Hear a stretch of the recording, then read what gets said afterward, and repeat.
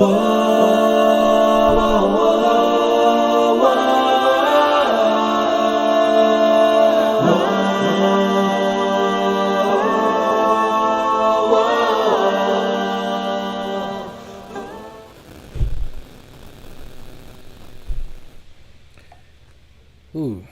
Shabbat Shalom, everybody.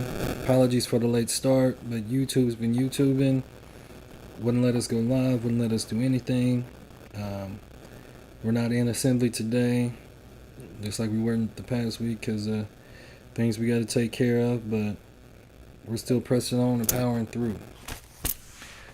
So, Father, we just thank you for this day.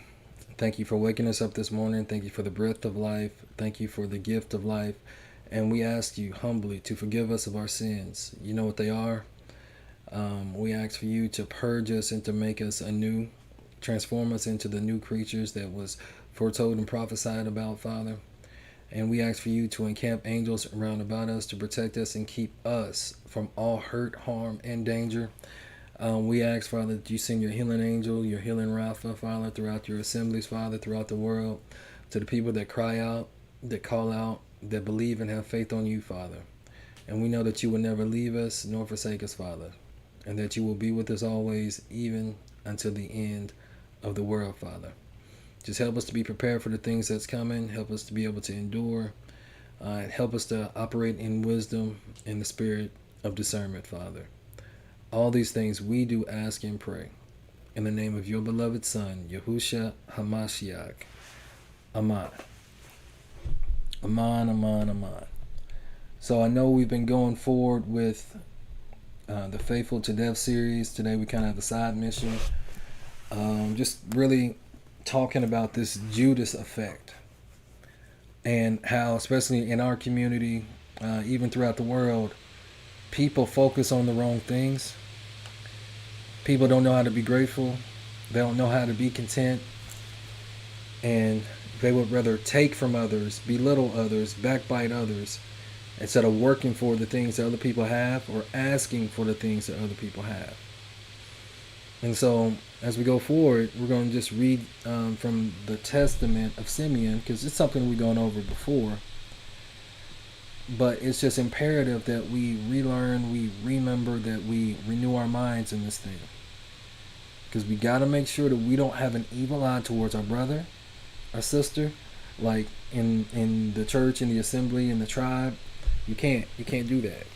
You can't be so worried about what other people are doing that you lose sight of what the Most High is planned for you and what he's supposed to be having you do, right?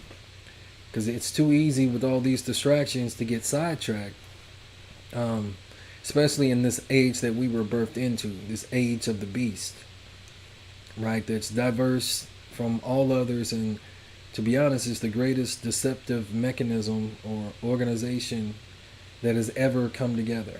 It just morphs and changes, right? It's a chameleon. So as we exit Babylon, as we exit Egypt, we have to first do that from the mind and from our hearts. And we have to always remember we have to love our neighbors, our kinsmen, kinswomen, right? Our friends and family, those that are part of the assembly, the tribe, as ourselves, right? We have to separate ourselves from the world, from that mindset. The mindset of it's all about me. I am God.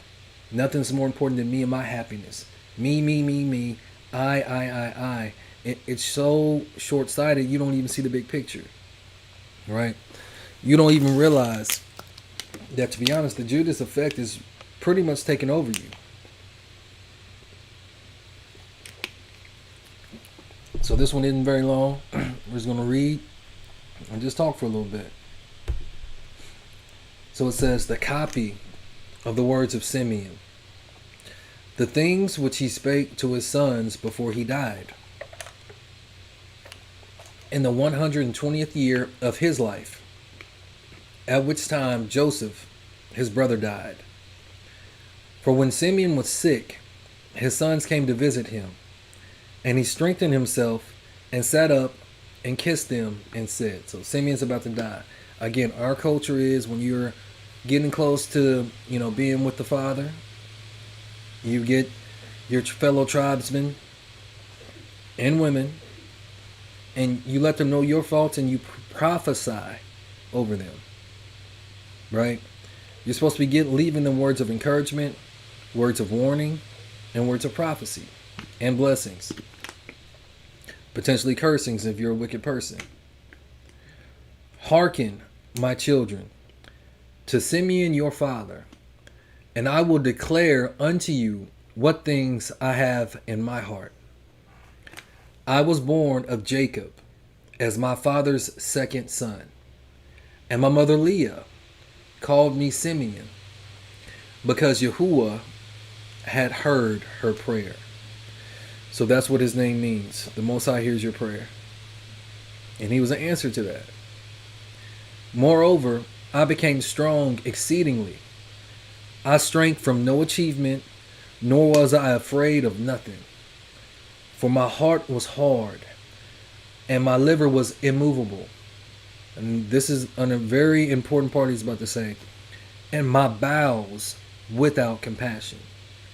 You can never, in this walk, especially in this day and age, close up your bowels of compassion. Because, Yahuwah will have mercy on whom he will have mercy. But in order to receive mercy, you got to give mercy. So if you're not giving out no mercy, what do you think you're going to get back? Because we, in this plane of existence, we live in a reality of manifestation. You reap what you sow. That's the law. So you always got to have some form or some level of compassion for people. That don't mean that you're going to be nobody's fool, but you cannot just, turn everyone away wickedly for no reason. You can't do it. It ain't in there. Always use your spirit of discernment. Let's keep going. Because valor also has been given from the Most High to men in soul and body. For in the time of my youth, I was jealous. I was jealous in many things of Yosef, because my father loved him above all. A lot of times when people make this assertion or statement, it's because there's something flawed in their logic, or it's just because they're jealous of somebody. Maybe things appear to be easier to certain people, and it's harder for you because, for one, you don't put in the time, effort, energy, and prayer that it takes to get to that level. And in doing so, he's just jealous of Joseph for no reason. Now, we know, according to the books that were taken out, Joseph had a little bit of pride. He would have these dreams, and he would kind of boast in these dreams to his brothers. Like, I get all that. But you should not be jealous of a sibling from childhood and then believe that your father, who's got 12 plus children, loves one above all. When you deal with younger children, right, what happens? They end up getting most of your attention. That's just what happens. When it was just you got all the attention and all the love that you wanted. But the more children you get, the less attention the older generation gets, because you got to rear this new young child up. And again, a lot of times people misconceive that they love them more. Now, not to say that every parent is like that, because some parents 100% show favoritism. And we got to stop doing all that. We still got to love our neighbors as ourselves. And then it says, and I set my mind against him to destroy him, because the prince of deceit sent forth the spirit of jealousy and blinded my mind, so that I regarded him not as a brother, nor did I spare even Jacob my father. So this spirit of deceit, right, sent from the enemy, the adversary, Hasatan, Halil, right? It causes you to no longer look at a family member as family. Now again, Joseph really didn't do anything to warrant this, but he was jealous of him from his youth. And instead of this Judas effect being purged, it grew. Because a little leaven leaveneth the whole lump. And so if you don't put that thing into subjection, it's going to control you. You won't have any control of your emotions when it comes to one person. That person, in effect, becomes a god to you. right? But in a negative way, because you just want to find a way to take them down for no reason. They've done nothing to you. He said, but his God and the God of his father sent forth his messenger or angel and delivered him out of my hands. So he was planning to kill his brother. You don't really understand what evil is until you deal with evil that comes out of your own family. We dealt with it in our household.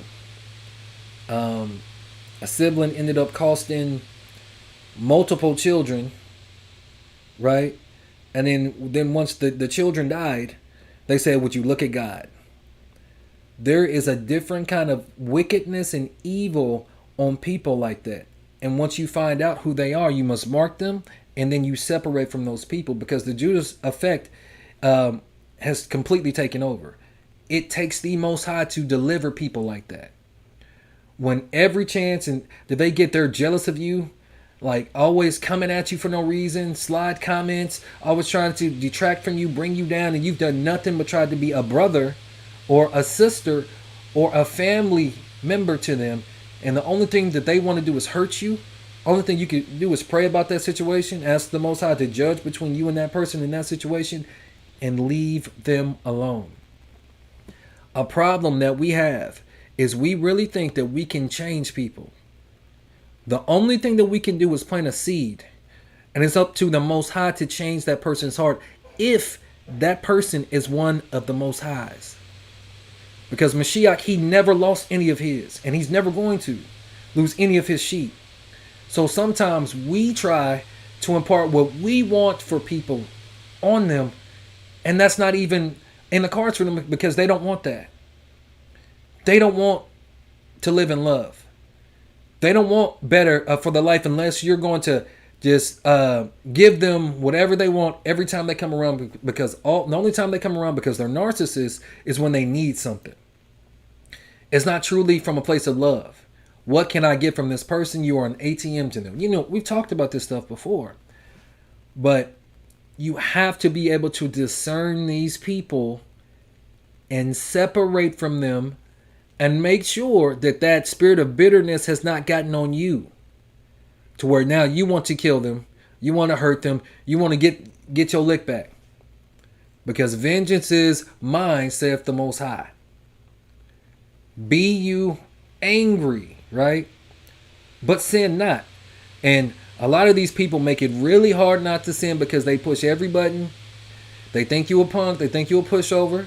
They think you're weak when you're just trying to keep peace in your family, in your household, especially if it's in a marriage and it's multiple families and households. You're just trying to keep peace out in both of them. And they have no idea, like, hey, man, the only reason this stuff has not really hit you is because I'm still praying for you in a positive light. I'm not praying that the Most High judges between me and you in this situation, because you can do that. David used to do that all the time in Psalms. Judge between me and that person, right? Who's the righteous one and who's the unrighteous one? And then judge righteously, Father, because you have the power to do that. A lot of times we forget that we have that power. And in this society, especially our people, the people of the book, we've been raised in bondage, right? From generation to generation to generation, and it's still a part of our DNA. Just because they took the physical chains off does not mean that they've taken the mental chains off, right? And these chains have got to come off if we're going to be a nation, right? If we're going to be the people that the book says that we will be in that day, we have to start working on that now. We start have to work on morphing into the image of Mashiach now, become a part of the fellowship of the Son now, manifesting the Most High's name now, right? It's not something that you can just keep putting off, because the way, as fast as time is going, we don't know how much time is left, especially in America, because there's so much judgments coming here, and we don't want to be partakers in those sins. So we have to make sure that we have purged, and we are actively purging the Judas effect off of us, right? Because we don't have to see our brother, our sister, distant family member that we don't know and immediately think that they're going to rob us, steal from us, kill us, fight us, all this type of stuff. We don't have to have that kind of negativity and hate in our hearts.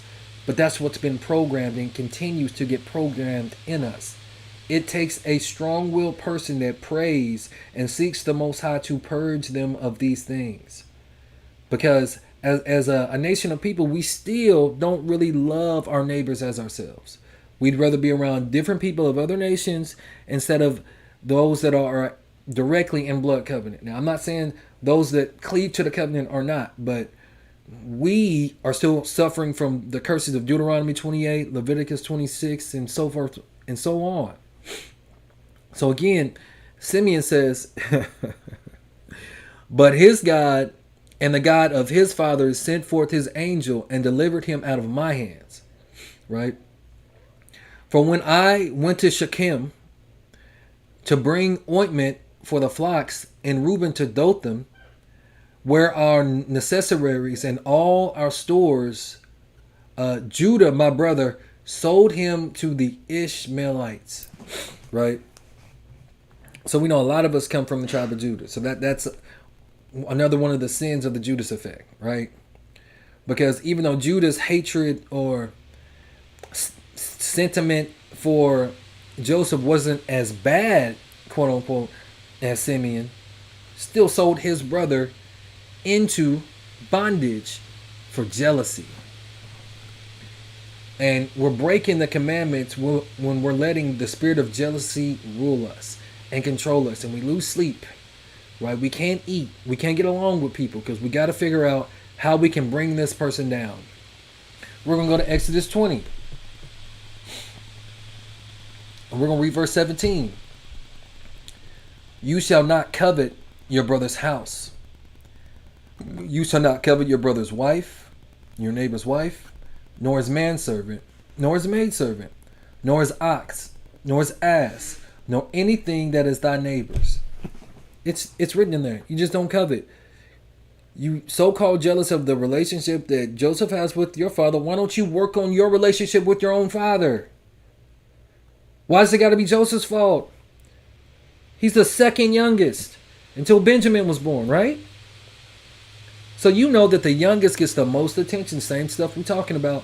These are generational curses that goes way back to before we went to all these other captivities, right? These are things that we have to purge now. We be jealous of people for no reason, without a cause. Don't know why we don't like them. We just can't stand them because the Most High is favoring them because they keep a humble and upright spirit before the Most High. Because they will seek the Most High's face. Because they can love their neighbors as themselves, right? And we just want to blame everybody else when the problem is in you. It's something that has to get rooted out of you. It's something that you have to work on. It's not something to just blame everybody else. Because the people that can always blame everybody else and never take any accountability, those are narcissists, right? And those type of people will scarcely make the kingdom unless the Most High wakes them up. Because this life is not just about you, especially if you have children. It's not just about you. It's bigger than that, right? Even them, before they even got to having kids, he was jealous of him from his youth, from a little shorty.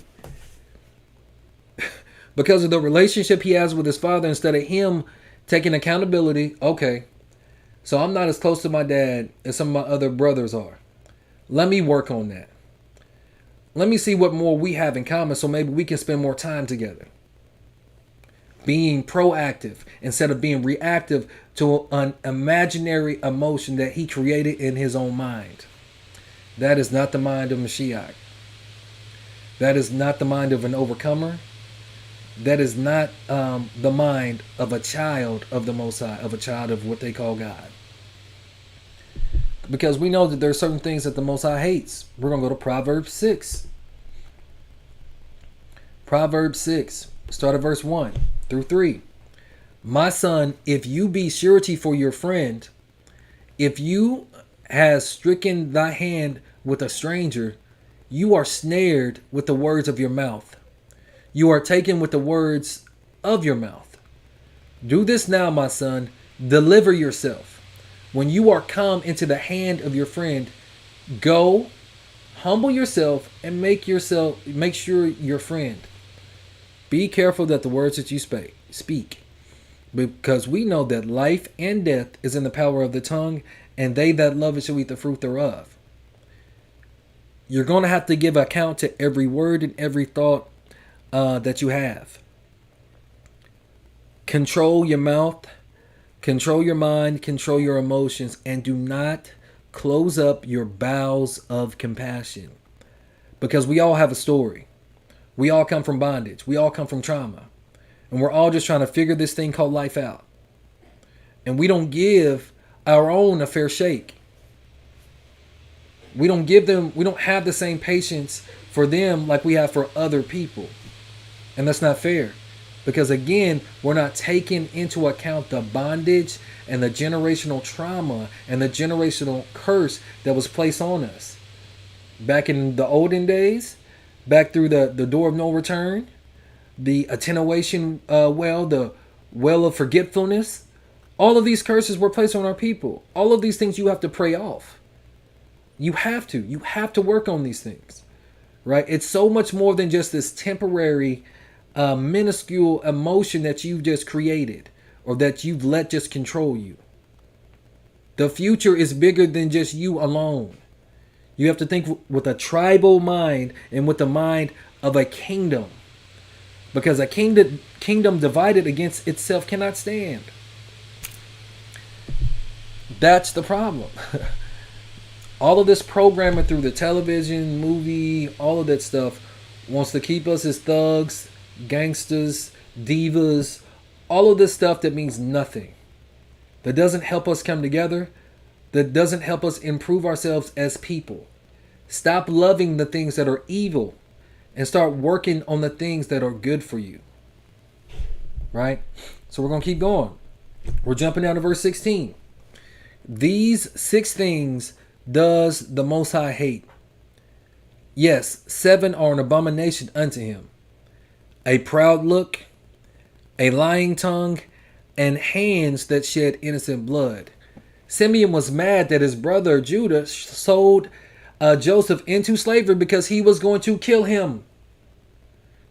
So he had it all. He had a proud look, a lying tongue. Oh, my father loved Joseph more than all. No, you got to work on your relationship with him. And wanted to shed innocent blood. Then, an heart that deviseth wicked imaginations. He was planning to kill him. Killing his brother in his heart for no reason. For 30 pieces of silver. And that wasn't even for silver. That was just please Simeon's pleasure. Feet that be swift in running to mischief, that's Simeon. A false witness that speaketh lies, and he that soweth discord among brethren. My son, keep your father's commandment, and forsake not the law of your mother. Bind them continually upon your heart, and tie them about your neck. Again, Simeon had let this emotion, this energy towards his brother just transform and grow and grow and grow. It's a free radical. It's a cancerous thing. It's leaven, right? It's mold. It just grows and it just decays and decays. And he's going to talk about how it was decaying him. Hating his brother in his heart for no reason. Wanting his brother to die, right? So back to the testament of Simeon, verse 11. And when Reuben heard these things, that Judas had sold him to the Ishmaelites, Joseph, he was grieved, for he wished to restore him to his father. But on hearing this, I was exceedingly wroth against Judah, in that he let him go away alive. And for 5 months I continued wrathful against him. 5 months of your life and your brother's life, you're going to hate him in your heart because he did not kill your own blood brother, your second youngest brother. This is the full embodiment of the Judas effect. You don't care about nothing but getting them out the way. And you hope to the Most High that he allows you to be the one to do it. And when he delivers that said person out of your hand, You don't even see that it's the Most High actually trying to preserve and to protect you. You want to be mad because this person is still a problem to you, even though they're off somewhere in some type of bondage, right? So then you're going to be vengeful to the person that helped them get away, or so you say. Look at the mind that the spirit of deceit puts on you. He said, but Yahuwah restrained me. Because remember, for 5 months he was coming at Judah wrathfully, and withheld from the power of my hands. For my right hand, that means your right hand always represents your power, was half withered for 7 days. And I knew, my children, that because of yourself, this had befallen me. So he finally, once his hand withers away, he finally realized, oh man, this is because of the hatred I had in my heart towards my brother. For 7 days. Literally, his body started turning out of whack because of that spirit. And I besought Yahuwah, Elohim, that my hand might be restored, and that I might hold aloof from all pollution and envy, and from all folly. So, Most High, please, if you deliver me from this, I'm going to abstain from all of these said things, right? From envy, folly, and pollution. For I knew that I had devised an evil thing before the Most High, and Jacob my father, on account of Joseph, my brother, in that I envied him. So it wasn't anything about Joseph and the favor and the measure of faith that Joseph was given. Simeon didn't appreciate the favor, right? And the amount of faith that he was given. And he's going to be wicked towards his brother, again, for no reason, for no cause. Ask the Most High for more. And work on yourself. Take some self-accountability, right? This is not playing the blame game, because ain't none of us perfect. We all got stuff that we got to work on. But the fact that it took his brother getting sold into slavery and not being killed, and that didn't even wake him up. It wasn't until his physical hand was withering away that he realized he was wrong for that. You see the poison that the spirit of envy and jealousy encapsulates, or the poison, and how it just moves throughout your body, right? It'll start one place, and the next thing you know, manifest somewhere else. Right? And it's like everything bad just continually happens to you, and you have to sit back and finally realize, man, maybe Joseph wasn't the problem. Maybe I'm the problem. That's what's wrong with a lot of our people now. You cannot admit when you're wrong, and you cannot admit when you are the doggone problem. Blame everybody else, all these different situationships and circumstances, and it's never you. You're suffering from the Judas effect, my friend. That's what's going on. And again, it takes you doing what Simeon did, praying to the Most High, abstaining from certain things to have you delivered from that thing. Because he'll send the kinsman redeemer to heal you, to deliver you from these things. It's not something that you can just do on your own. It takes a higher power. And a lot of time, a lot of prayer, a lot of fasting, and a lot of supplication. And now, my children, hearken unto me, and beware of the spirit of deceit and envy. Beware of the spirit, family. For Levi ruleth over the whole mind of a man. That's the law. And suffereth him neither to eat nor to drink, nor to do any good thing. But it ever suggested to him to destroy him that he envieth. And so long as he that is envy flourisheth, he that envieth fadeth away. That's what happens. You just fade away. 2 years, therefore, I afflicted my soul. So he went fasting for 2 years. 2 years, therefore, I afflicted my soul with fasting in the fear of Yahuwah. And I learnt that deliverance from envy cometh by the fear of the Most High. It takes the Most High to deliver you from that spirit.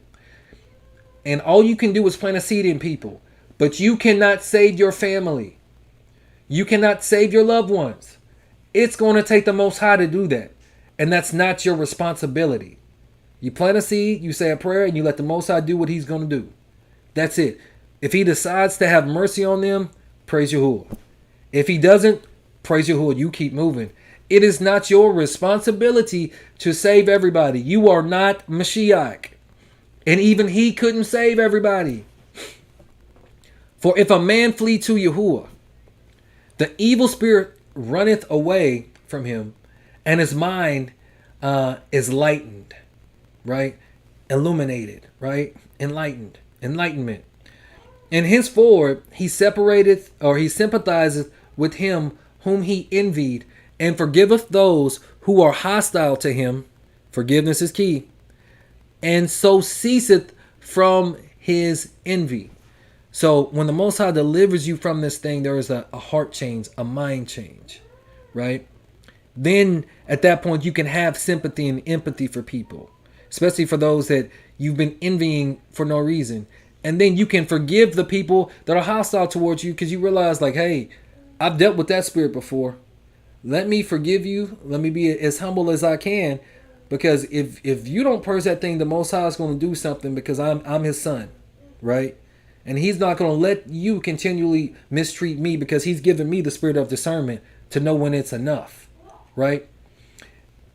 And so ceaseth from his envy, right? So that's chapter 1, powerful. We're going to jump to chapter 2. Because again, I know we've gone over this before, but it's always good to go back.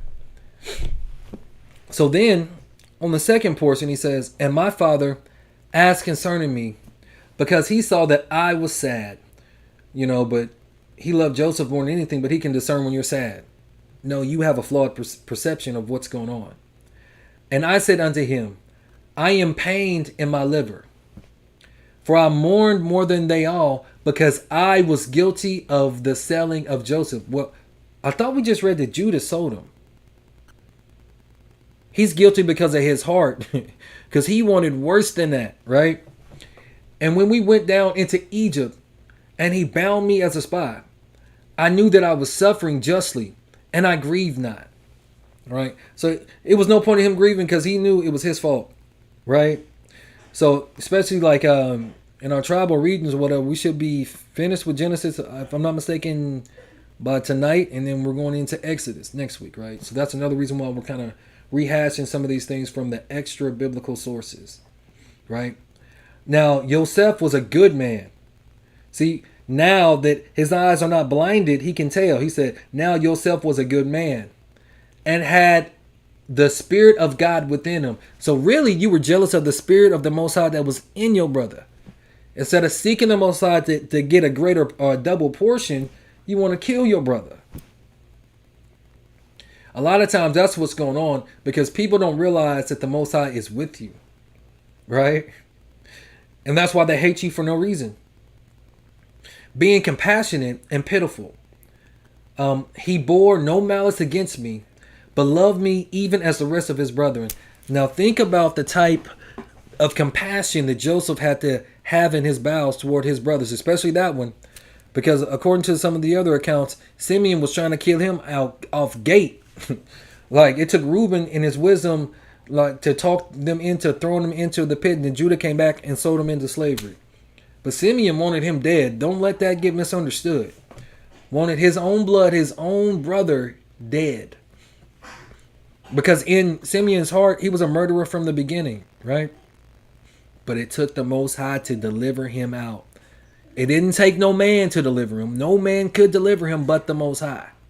So again, if you're one of those people that you keep accepting a responsibility that it has to be you to help initiate this salvation for people, get off of your doggone high horse. Plant the seed, pray to the Most High, watch him work.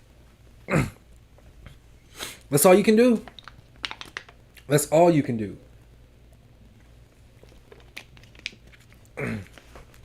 Beware, therefore, my children, of all jealousy and envy, and walk in singleness of mind or heart, that God may give you also grace and glory and blessing upon your heads, even as you saw in Joseph's case, right?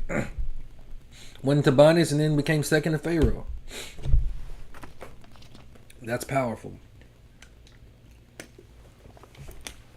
All his days he reproached us not concerning this thing, but loved us as his own soul. Man, that's powerful love. And beyond his own sons glorified us and gave us riches and cattle and fruits. Do you also, my children, love each one his brother with a good heart. And the spirit of envy will withdraw from you. Love. You can have everything else, every other spiritual gift, but if you don't have love, you've got nothing. And by you not having love, people will know that you're not a child of the Creator. You've got to have love in your heart for people, especially those of the household of faith. For this maketh savage the soul and destroyeth the body. Talking about the spirit of deceit and envy, right? Jealousy and envy. It causeth anger and war in the mind.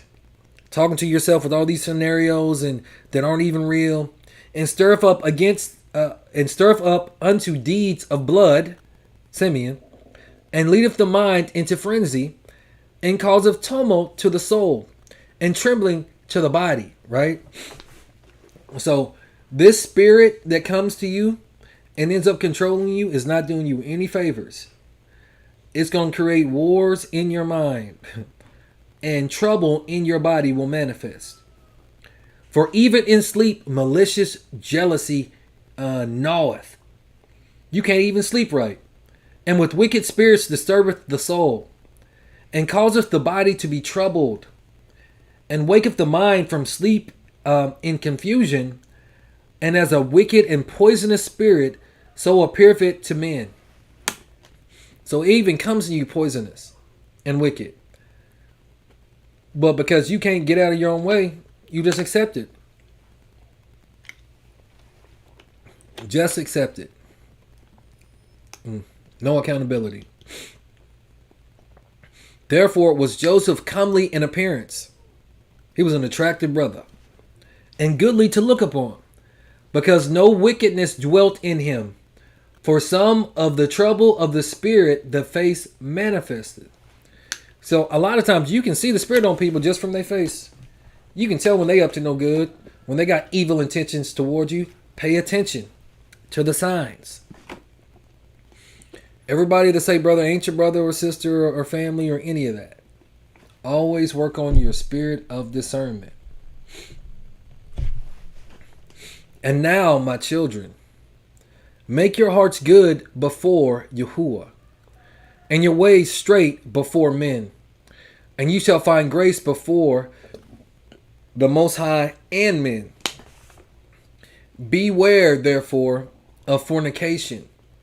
For fornication is mother of all evils, separating from the Most High and bringing near to Belial.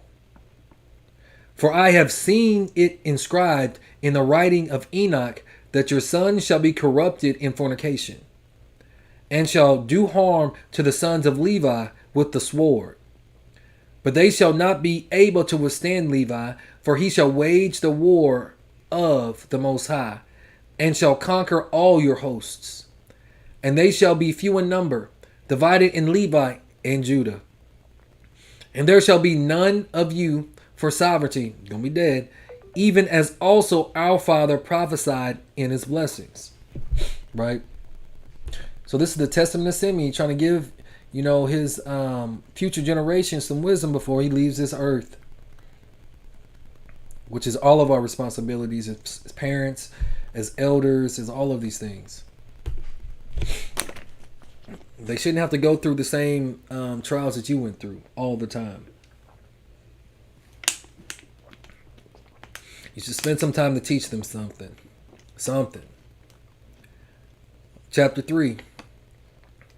Behold, I have told you all things, that I may be acquitted of your sin. So that way, no future sin is going to be on me because I warned y'all. I've done my responsibility as a grandfather, as a father, as an elder.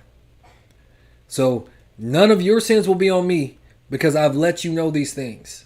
right? I have confessed my sins, right? So I'm made whole. I'm anew now. I can go in peace.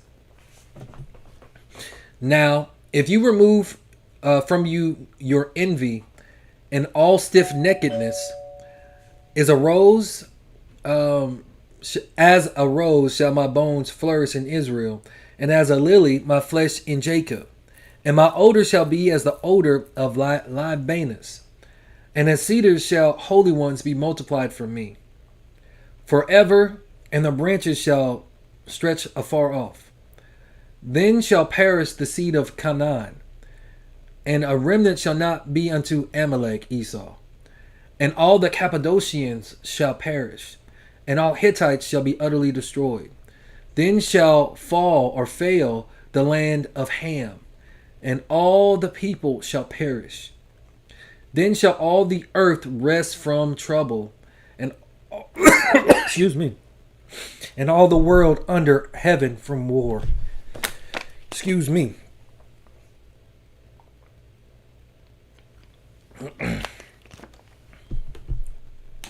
Verse 6. Then the mighty one of Israel shall glorify Shem. For Yahuwah, Eloah, shall appear on earth, and himself shall save men, Yahusha, the image of the invisible Creator. Then shall all the spirits of deceit be given to be trodden down underfoot. Because at that time, that's what's going to happen. People that have those spirits on them, they're going to be trodden underfoot. And men shall rule over wicked spirits. Then shall I arise in joy, and will bless the Most High because of his marvelous works.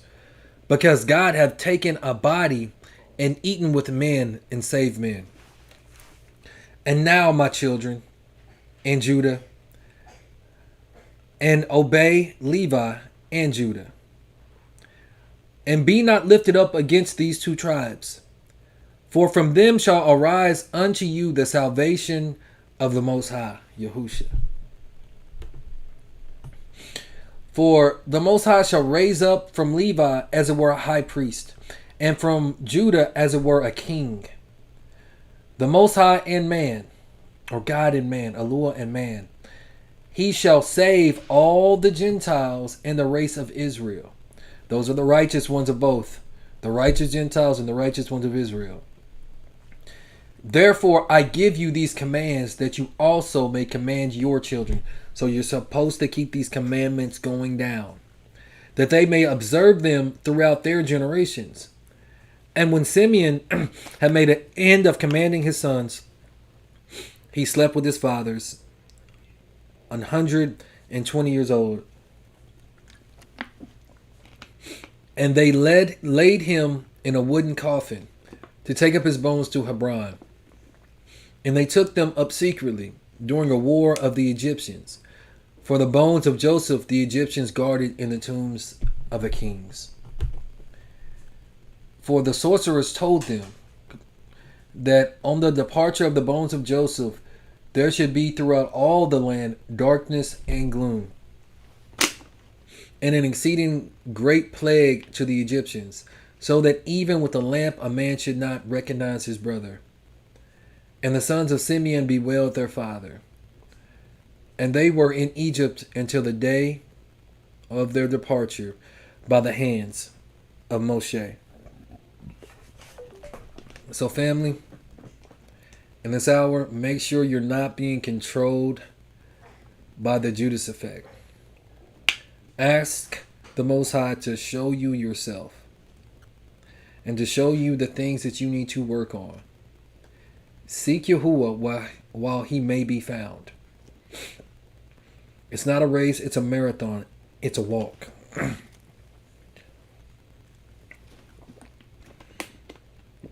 And please, please, please stop being jealous of people for no reason and seek the Most High. Father, we thank you for your word today. We just ask for you to show us mercy and to show us who we are and to create in us a clean and contrite heart, mind, and spirit, Father, for you and towards you, Father. Give us this day our daily bread, Father, and forgive us our trespasses as we forgive those that trespass against us, Father. making us a new creature, Father. Transform our minds, renew our minds, Father. Heal our bodies.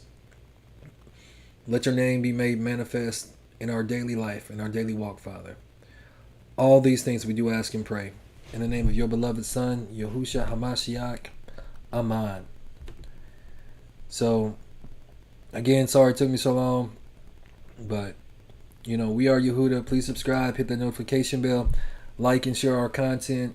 Also, next week is the first Shabbat, so we probably still won't meet. If we do, I'll let y'all know.